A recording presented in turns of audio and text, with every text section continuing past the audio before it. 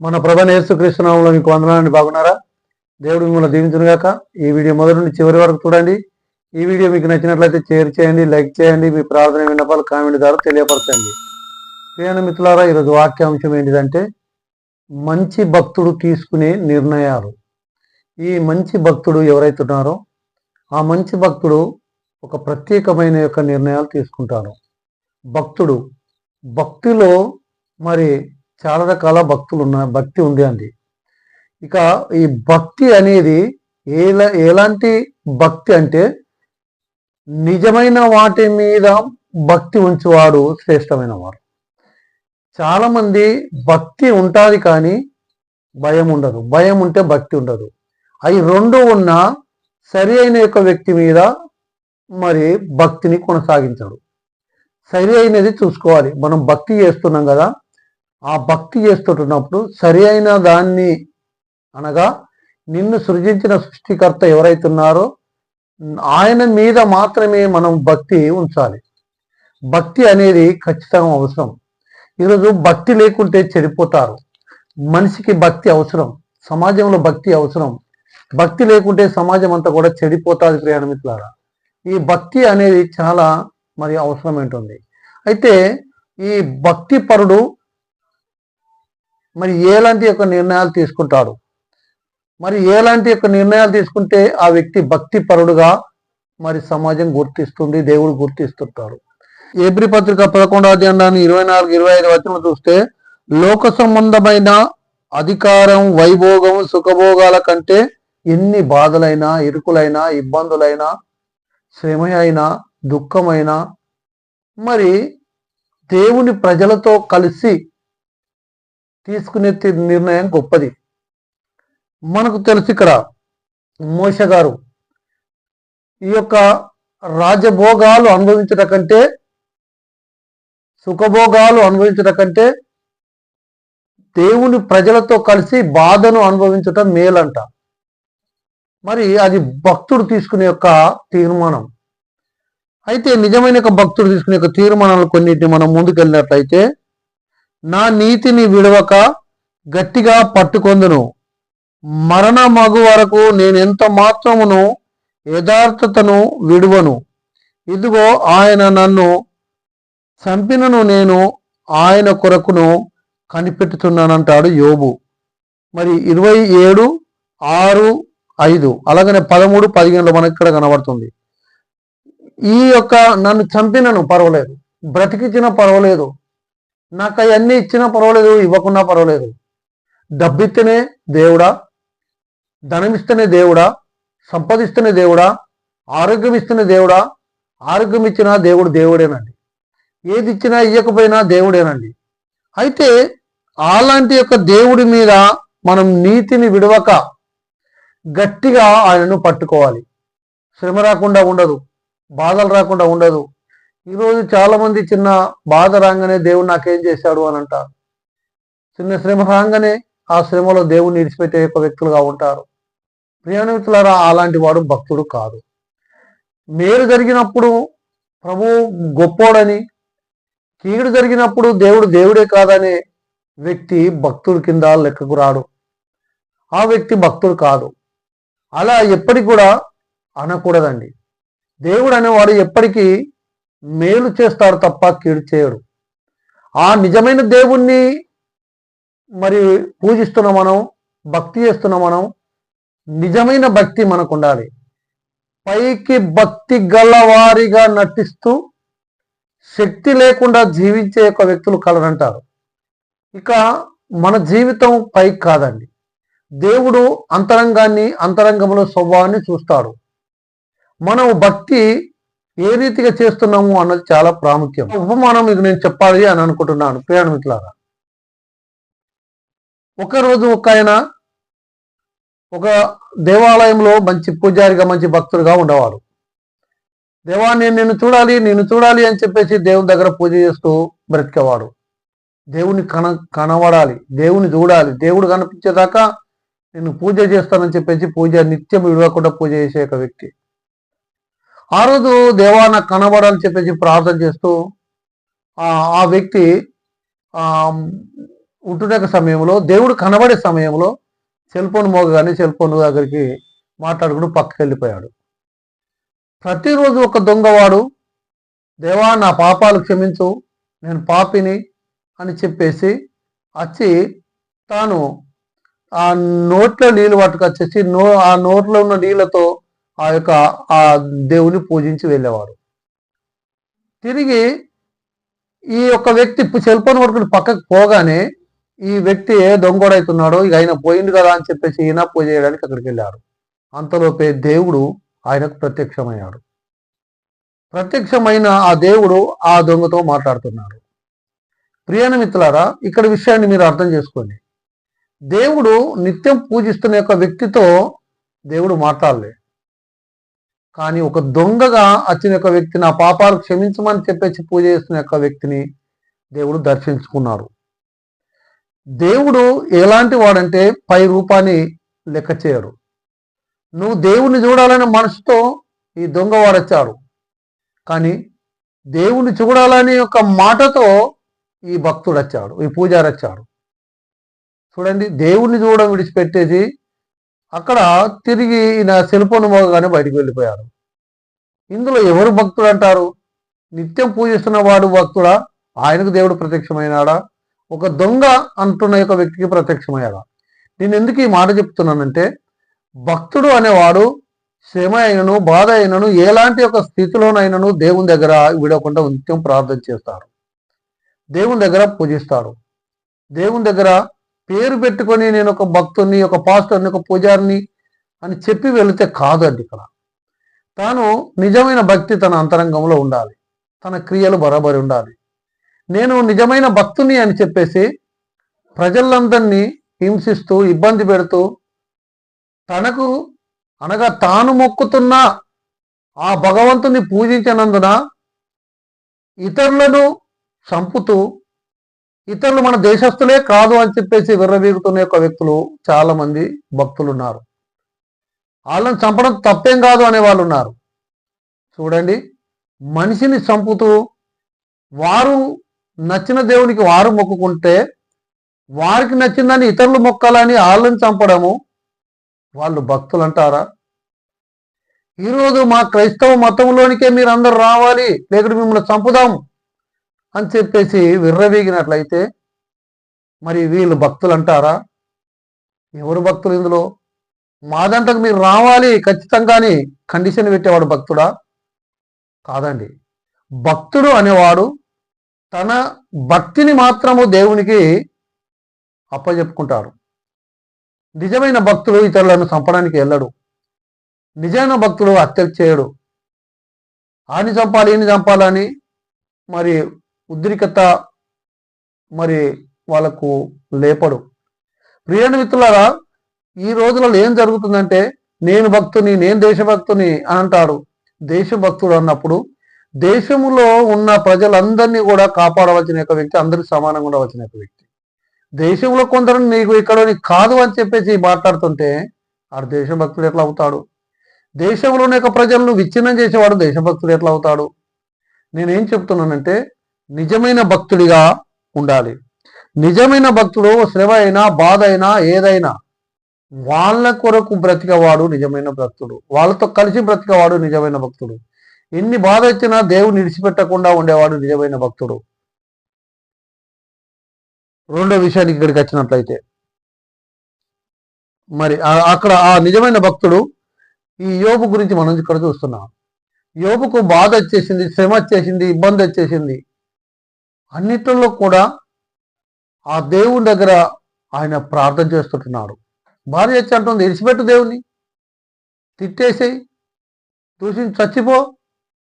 ఇప్పుడు దూషిస్తే చచ్చిపోవడం తప్ప ఇంకేమన్నా ఉండదండి? శ్రమ వచ్చిందని కానీ చెప్పేసి దేవునికి దూరం అయితే అతను బ్రతికే పోతుంది అందరికి. భార్య వచ్చి అక్కడ చెప్పింది కదా అని చెప్పేసి ఆ మాట ఇంటే గంగల పోయేటోడు కదండి. ఈరోజు ఒక భక్తులను పాడు చేయడానికి ఎంతో మంది ఇట్లా వస్తూ ఉంటారు. భక్తిని చెడగొట్టడానికి ఎంతో మంది వస్తుంటారు. కానీ నిజమైన భక్తుడు ఎన్ని వచ్చినా, ఎన్ని ఆటంకాలు వచ్చినా విడిచిపెట్టాడు. ప్రాణభయ పరిస్థితి వచ్చినా, ఇదిగో నిన్ను చంపేస్తానంటే సంతోషం ఉంటాడు. నిజమైన భక్తుడు ఎలాగుంటాడంటే, కట్టి మెడ మీద పెట్టినప్పుడు నేను చంపేస్తానంటే నా తండ్రి దగ్గరికి పోతున్న దేవునికి స్తోత్రం అని చెప్తాడు. స్టెఫెన్ రాళ్ళ బట్టి కొడుతుంటే, రక్తాలు కారుతుంటే నేను తండ్రినే చూస్తున్నాను అన్నాడు. కానీ రాళ్ళు ఇసురుతున్న వాళ్ళని చూడలే. వాళ్ళు కనబడలే ఈ వ్యక్తికి.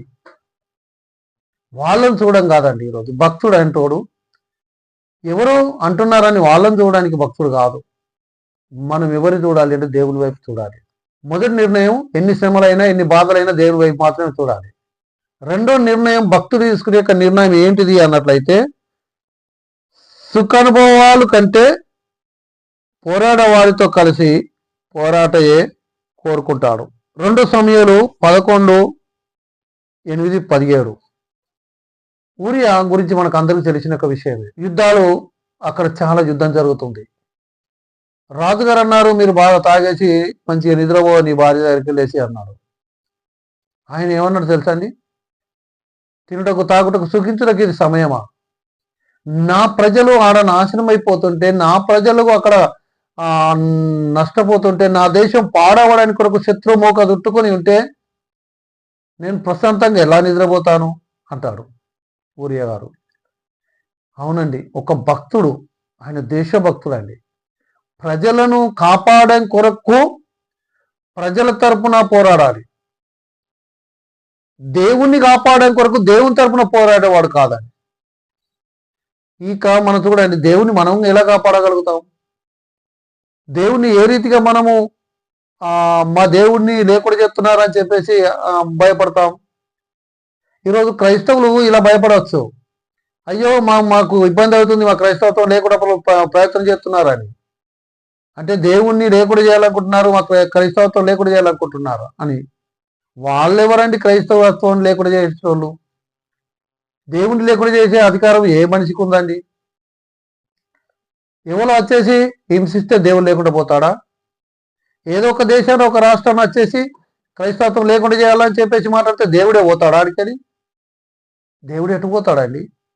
దేవుని తీసేయగలిగిన శక్తి ఏ మనిషికి ఉంది? దేవుని లేకుండా ఏ వ్యక్తి చేయగలుగుతాడు?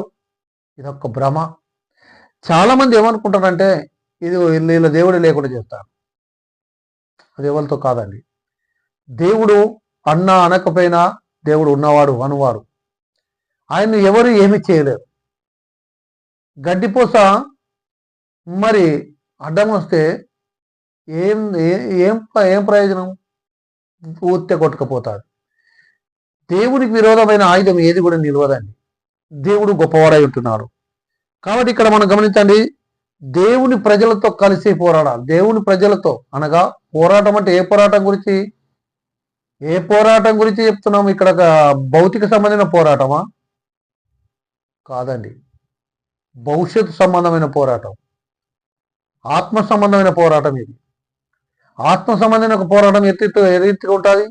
ఆత్మను కాపాడుకోవడం, ఆత్మను నరకంలో పోకుండా కాపాడుకోవడం, ఆత్మ అగ్నిలో కాలకుండా కాపాడుకోవడం, ఆత్మ నశించిపోకుండా పోరాటం. ఇక్కడ మరి ఎపిసి పత్రిక అంటాడు, నేను పోరాడున్నది శరీరులతో కాదు అంటాడు పౌలు గారు. మనం పోరాడున్నది శరీరంతో కాదు. శరీరంతో పోరాడితే ఏం ప్రయోజనం అండి? వాళ్ళ శరీరాలు మన శరీరాలు. ఇంకొక మనిషి చంపుకుంటే అదేం ప్రయోజనం అండి? మనము దేంతో పోరాడుతున్నాం అంటే ఈ లోక సంబంధమైన నాదులతో, అధికారులతో, అధికారంతో, ఆత్మలతో ఈరోజు మనం పోరాడుతున్నాం. ప్రియాని మిత్రులారా, మనుషులతో పోరాటం బంద్ చేయండి. ఇక్కడ మనము పోరాడాలి ఏంటి? ఏ పోరాటం? దేవుని ప్రజలతో కలిసి దేవుని ప్రార్థించే ప్రార్థనలో పోరాటం, ఆరాధనలో పోరాటం, ఆత్మీయతలో పోరాటం, దేవునికి నమ్మకంగా ఉండే పోరాటాన్ని మనం చేయాలి. అలాగనే మూడో విషయానికి వచ్చినట్టయితే, నేను క్రీస్తుతో కూడా సిలువ వేయబడి ఉన్నాను, ఇకను జీవించేవాడును నేను కాదు, క్రీస్తు నా యందు జీవిస్తున్నాడు అన్నాడు పౌలు గారు. నా మట్టుకైతే బ్రతుకుట క్రీస్తే, సావైతే లాభమే. అవునండి, ఇక్కడ ఏమంటున్నాడు? క్రీస్తుతో కూడా సిలువ వేయబడ్డాను. నేను ఎప్పుడైతే యేసుప్రభు దగ్గరికి వచ్చానో, యేసుప్రభుని అంగీకరించానో, నేను సిలువ వేయబడ్డాను, చనిపోయాను. పాత వ్యక్తి చనిపోయాడు. దేవుణ్ణి అంగీకరించబడిన తర్వాత కొత్త వ్యక్తి వచ్చాడు. అంతకుముందు సౌలు అనే వ్యక్తి ఉండేది. సౌలు అనేటోడు హత్యలు చేస్తాడు. సౌలు అనేటోడు గొడవలు పెట్టుకుంటాడు. సౌలు అనే ఒక వ్యక్తి ఇతరులతో యుద్ధానికి వెళ్తాడు. సౌలు అనే ఒక వ్యక్తి తను దోసుకుంటాడు. సౌలు అనే ఒక వ్యక్తి ఒక స్వార్థపరుడు. సౌలు అనే ఒక వ్యక్తి ఒక మతం కొరకు మనుషులను చంపుతాడు. సౌలు అనే ఒక వ్యక్తి మతం కొరకు మనుషులను చంపుతాడు. దేవుని కొరకు మనుషులను చంపుతాడు. ఇది ఒక విచిత్రం కదండి. దేవుని కొరకు మనం చంపడం ఏందండి? దేవుడికి శక్తి లేదు, నువ్వు సాతగాను, నీ దేవుడా, నీ తరపున నేను యుద్ధం చేస్తున్నానా? దేవుడు తలుచుకుంటే చంపలేడా పగవాన్ని? నేలమట్టం చేయలేదా? బైబిల్ మనం చూస్తలేమా? దేశాలనే పతనమైపోయాయి. సొదొగొమొర పట్టణం చూడండి, అగ్గితో కాల్చబడ్డాడు. ఎక్కడ చూసినా దేవునితో పెట్టుకున్న ఏది కూడా నిలవలేదు ప్రయాణమిత్రులారా. ఇక్కడ మనం ఇక్కడ ఏంటంటే మనం సిలువ వేయబడాలి. మన అహం సిలువ వేయబడాలి. మన పాపం సిలువ వేయబడాలి. మళ్ళీ తిరిగి రాకూడదు. బాప్తిజం అంటే అర్థం ఏంటండి? పాపాన్ని పాతిపెట్టుట. ఇక మళ్ళీ రాదు కాదు. సిలువ వేయబడాలి అంటే చనిపోవాలంటే పాతిపెట్టబడాల. చాలా మంది ఏమంటారు, నా సంగతి నీకు లేదు, నా సంగతి నీకు తెలియదు, నేను ఒకప్పుడు ఇది, నేను ఒకప్పుడు పెద్ద తోపు, నేను ఒకప్పుడు ఇది అది. దేవుళ్ళలోకి వచ్చినాక నువ్వు ఒక్కప్పుడు అన్న మాటను ఎందుకు తీస్తావు? ఒక్కప్పటి చచ్చిపోయాడు కదా, ఎందుకు తీస్తావు? ఒక్కప్పటి మనిషి చచ్చిపోయాడు కదా, మళ్ళీ ఎందుకు తీస్తున్నావు? నిజంగా చచ్చిపోయావా? సచ్చినాన్ని యొక్క భ్రమలో ఉన్నావా? నిద్రిస్తున్నావా? ఈరోజు నేను పాత వ్యక్తిని, పాతగా ఇలాంటి వాడిని, నేను ఇలాంటి వాడిని, పాత ఇది నీకు అవసరం లేదండి. నువ్వు పాత తోపే కావచ్చు, ఫైటరే కావచ్చు, ఒక్క చేతితో 1,00,000 మందిని చంపుతావు కావచ్చు. నువ్వు అలా చేయడానికి దేవుడు ఇప్పుడు నేను విలువలే. పాతది జ్ఞాపకం చేసుకోవడానికి కాదు, పాతది తీర్చిపెట్టాలి, కొత్తది పట్టుకోవాలి. ఈరోజు నేను అది అని చెప్పేసి పాత స్టోరీస్ వాళ్ళం కూడా పెడతావు. నేను ఒకప్పుడు పాతది ఇది, నేను ఒకప్పుడు పాతది అది. ఏదైతే ఉన్నదండి, ఇప్పుడు కొత్తది ఎట్లా ఉన్నది అది ముఖ్యం. కొత్తది ఏ రీతిగా జీవిస్తున్నాం ఉన్నది అది ముఖ్యం. ఇక్కడ ఆయన సిలువ వేయబడ్డాడంట. ఇక్కడ జీవించేవాడను నేను కాదు. ఎందుకు? నా కొరకు ఆయన చనిపోయాడు, నా కొరకు ఆయన పాతిపెట్టబడ్డాడు. నేను చచ్చిపోవలసిన నా కొరకు ఆయన చచ్చిపోయాడు. ఇక నేను చచ్చిపోవాల్సిన ఆయన చచ్చిపోయాడు కాబట్టి నేను బ్రతికున్నా. ఇప్పుడు బ్రతుకు నాది కాదు, ఇది ఆయన పెట్టిన భిక్ష. ఆయన పెట్టిన భిక్షను పట్టుకొని నేను ముడచడం అవసరం ఏంది? ఆయన పెట్టిన భిక్షను పట్టుకొని నేను అనే ఒక మాట ఎందుకండి? నేను నా వాడను కాదు. నీవే నీ వాడవు కానప్పుడు ఆస్తి ఎవరిది? నీదేనా? డబ్బు ఎవరిది? నీదేనా? భూమి జాగాలు ఎవరిది? నీదేనా? అన్ని నాది నాది అని చెప్పేసి పక్క వాళ్ళతో ఫైటింగ్ చేయడం కాదు. ఏది నీది? ఏది నీతో వస్తుంది? పాట పాడతాం, ఏది నీది రాదు, నీతో ఏది రాదని.